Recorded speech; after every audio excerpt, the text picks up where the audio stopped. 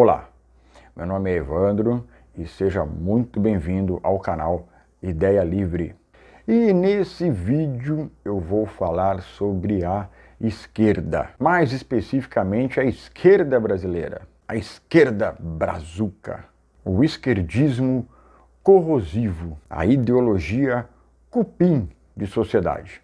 A esquerda brasileira, ela é tão, com perdão da palavra, desgraçada, que ela conseguiu unir dois adversários historicamente políticos contra essa esquerda. A direita, como muito bem você deve saber, ela é formada basicamente por dois movimentos, o conservador e o liberal. Mas nem sempre os conservadores e os liberais foram aliados. Ao contrário disso, conservadores e liberais já foram extremos de polarização. Quando o Brasil ainda era uma monarquia, e era uma monarquia parlamentarista, no parlamento existiam dois movimentos, o dos liberais e o dos conservadores. Os conservadores, eles eram mais tradicionais, porque isso é ser conservador. Pois ser conservador é defender o tradicionalismo, os valores familiares, valores religiosos, os valores culturais, o patriotismo. Já os liberais são pragmatistas econômicos, defendem livre mercado, iniciativa privada, a liberdade do indivíduo, a liberdade religiosa, a liberdade da pessoa vender, a liberdade da pessoa comprar, tudo isso com a mínima interferência do Estado. E no período que precedeu o fim da monarquia no Brasil, o radicalismo entre os conservadores e os liberais era muito forte. Os liberais defendiam a proclamação da República, enquanto os conservadores defendiam a preservação da monarquia. No final, prevaleceu os republicanos com um golpe vergonhoso à monarquia. Mas isso é tema para um outro vídeo. Com o tempo, os conservadores foram aderindo ao republicanismo, mas ainda assim, no início do século XX, havia uma forte tensão entre liberais e conservadores. Mas com a chegada do esquerdismo, em 1917, com a Revolução Russa, as coisas começaram a tomar um rumo diferente. Desde então, a esquerda já começou a mostrar o para que ela veio, para destruir a sociedade e erguer no lugar uma com os seus próprios valores. Para isso, teriam que anular em absoluto o movimento liberal e o movimento conservador. Conservadores e liberais, percebendo isso, aos poucos foram se alinhando e aí nasceu a direita brasileira. E a esquerda sempre agressiva, com movimentos de guerrilha, e a direita, com o seu lado pragmático dos liberais, começou a perceber que o sistema político de esquerda era inevitavelmente empobrecedor para o Brasil. A aproximação do governo brasileiro na época do Jango, o Lula da época, com os revolucionários cubanos, começou a colocar a direita em alerta. Eis que em 64 houve o golpe militar. Golpe esse que tinha como objetivo desestabilizar a política esquerdista e afastar o Brasil dessas políticas ditadoras revolucionárias de esquerda. Mas a esquerda se organizou em guerrilhas e eis que começou um conflito entre militares e esquerdistas numa batalha que durou 25 anos. Com a redemocratização em 1985, o que aconteceu foi uma continuidade do que havia sido interrompido em 64. Então Tancredo Neves foi eleito de forma indireta presidente do Brasil.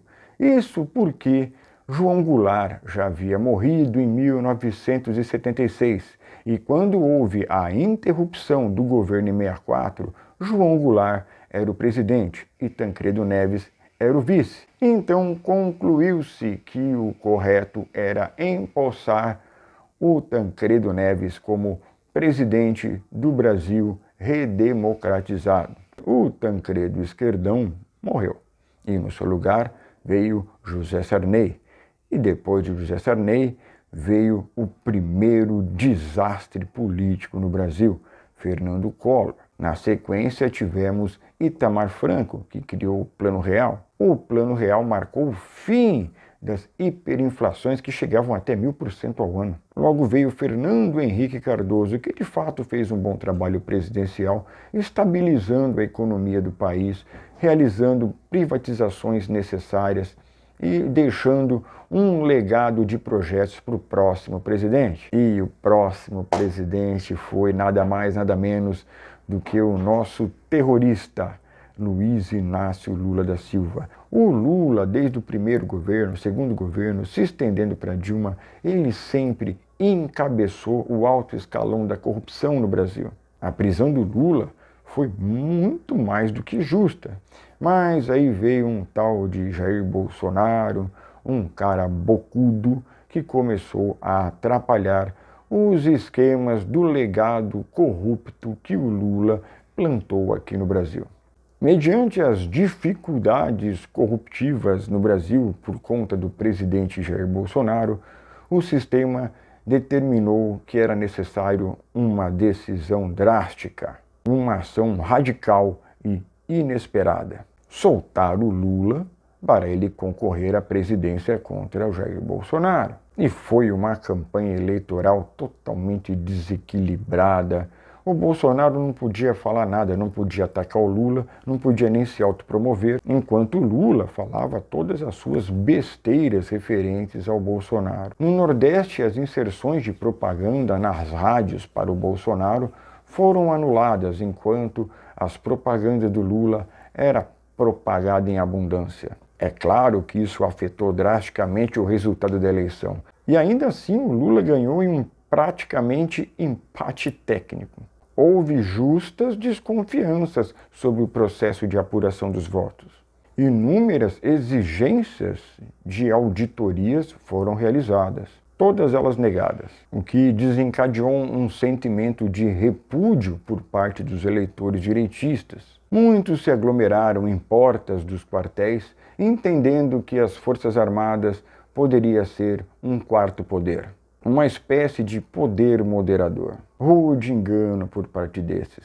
Tanto não são um poder moderador, como são um poder submisso ao executivo. E submissos ao executivo, traíram os patriotas direitistas, os conduzindo para a prisão, onde muitos estão até hoje condenados por dezenas de anos de reclusão.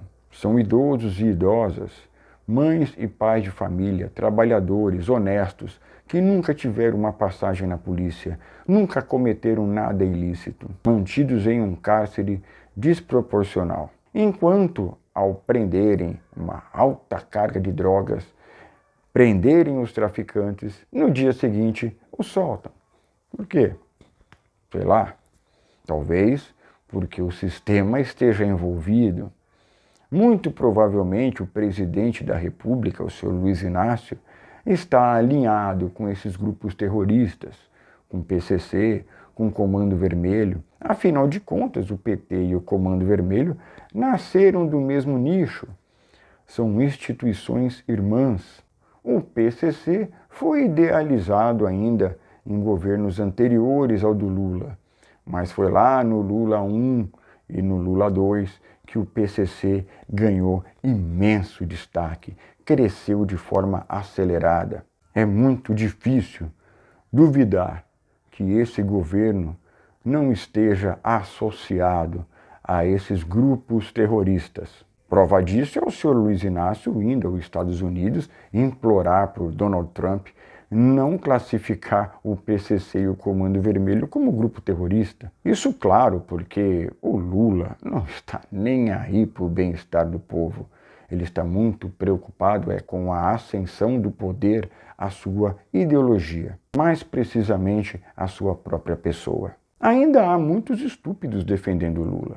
Porém, recentemente, muitos que historicamente o defenderam vêm acordando para a realidade, vêm entendendo que o Lula, que o PT, que a esquerda brasileira é um cupim de sociedade.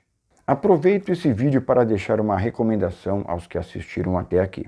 O Flávio Bolsonaro certamente vai vencer essas eleições e a vitória do Flávio Bolsonaro vai desencadear um conflito.